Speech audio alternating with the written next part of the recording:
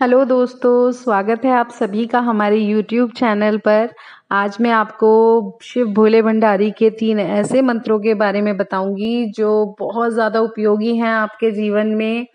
शास्त्रों में भी ब्रह्मा विष्णु महेश के बारे में उल्लेख किया गया है, जिसमें महेश यानी भगवान शंकर हैं। ग्रंथों में महेश का मतलब मोक्ष बताया है, यानी महादेव वे देव हैं जो भक्तों को जन्म और मरण के बंधन से मुक्ति दिलाते हैं।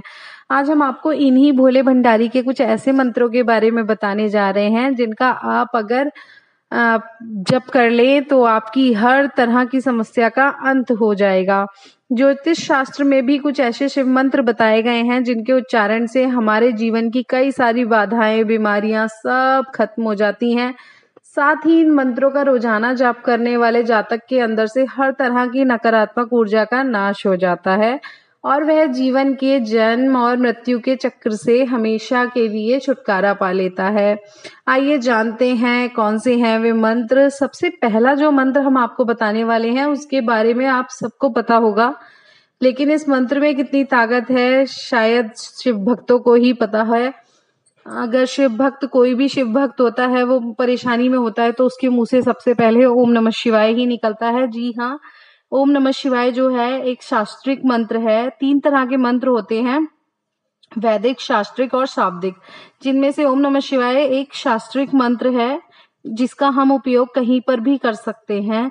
और वहीं आपको सबसे बड़ा मंत्र जो माना जाता है शिव जी का, वो महामृत्युंजय मंत्र है। महामृत्युंजय मंत्र की उत्पत्ति मार्कंडे जी द्वारा हुई थी। उनकी मृत्यु उनके पिताजी ने बताई थी कि 12 साल की उम्र में उनको मृत्यु आ जाएगी। तभी उनको बताया गया कि अगर आपको बचना है तो सिर्फ और सिर्फ भोले भंडारी ही ऐसे हैं जो आपको मृत्यु के भय से मुक्त कर सकते हैं। तो मार्कंडे जी ने उस टाइम शिवलिंग पकड़कर और जप करना शुरू कर दिया था महामृत्युंजय मंत्र का। जब वो जप कर रहे थे तब यमदूत जब उनको लेने आए तो शिव जी का जप करता देख उनको चले गए, परंतु फिर उस घड़ी पर उनकी मृत्यु थी, इसलिए यमराज को स्वयं वहां आना पड़ा। और जब यमराज आए तो उन्हें देखकर, वह बालक थे इसलिए बहुत ज्यादा भयभीत हो गए थे, डर गए थे। तो वो शिवलिंग से चिपट गए और बोले, शंकर मुझे बचाओ, भोलेनाथ मुझे बचा लो। और वो उस मंत्र का और तेज तेज जाप करने लगे। यह देखकर शंकर जी वहां प्रकट हुए और जब शंकर जी वहां आए तो यमराज वहां से चले गए। जो उन शंकर जी का है वो किसी और का नहीं हो सकता, इसलिए यमराज को वहां से जाना पड़ा। 33 अक्षर का ये मंत्र, इसकी शक्ति देवता भी उस दिन जान गए कि यह महामृत्युंजय मंत्र के रूप में जाना जाएगा। इसलिए महामृत्युंजय मंत्र जो होता है उसका जप हमें अनुष्ठान करके कराना चाहिए। ब्राह्मण भी होता है इस मंत्र का अनुष्ठान।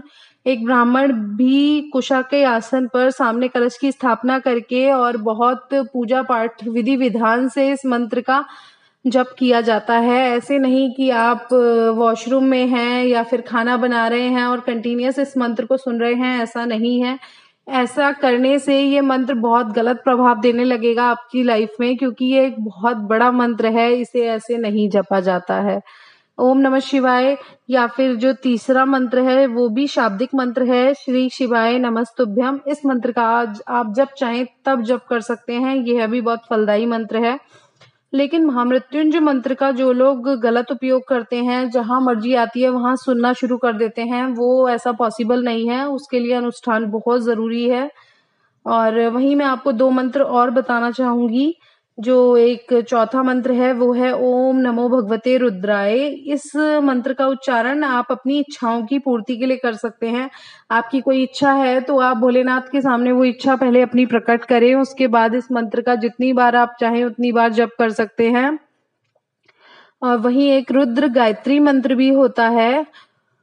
वैसे तो हिंदू धर्म की मान्यताओं के अनुसार गायत्री मंत्र को सबसे शक्तिशाली माना जाता है, परंतु रुद्र गायत्री मंत्र भी उतना ही शक्तिशाली कहा जाता है। यह एक मंत्र कुल 11 मंत्र का संग्रह माना जाता है जो भगवान शिव के विभिन्न रूपों की पूजा करने के लिए इस्तेमाल किए जाते हैं। तो अगर आप इन मंत्रों का उच्चारण करते हैं तो भोलेनाथ की कृपा के भागी आप जरूर बन जाएंगे, आपकी जिंदगी संवर जाएगी। आप इन मंत्रों का जप जरूर करें, परंतु ध्यान रखें कि जो शिव शाब्दिक मंत्र होते हैं सिर्फ और सिर्फ उनका ही जप हम कहीं पर भी कर सकते हैं।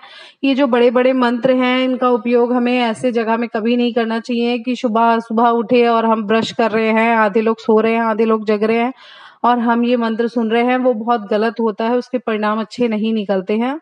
रुद्र गायत्री मंत्र कुछ इस तरह है, ओम तत्पुरुषाय विद्महे महादेवाय धीमहि तन्नो रुद्राय प्रचोदयात्।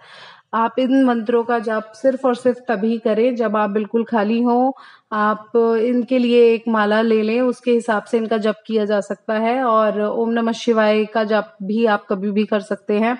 वहीं अगर बात आती है महामृत्युंजय मंत्र की, तो जब मृत्यु आप देखते हैं किसी पे संकट बहुत भारी है, बहुत ज़्यादा संकट है, तब आप महामृत्युंजय मंत्र को शाब्दिक बना सकते हैं। उस टाइम आप भोलेनाथ को बुला सकते हैं। उम्मीद करती हूँ मेरी वीडियो आपके लिए हेल्पफुल होगी। ओम नमः शिवाय।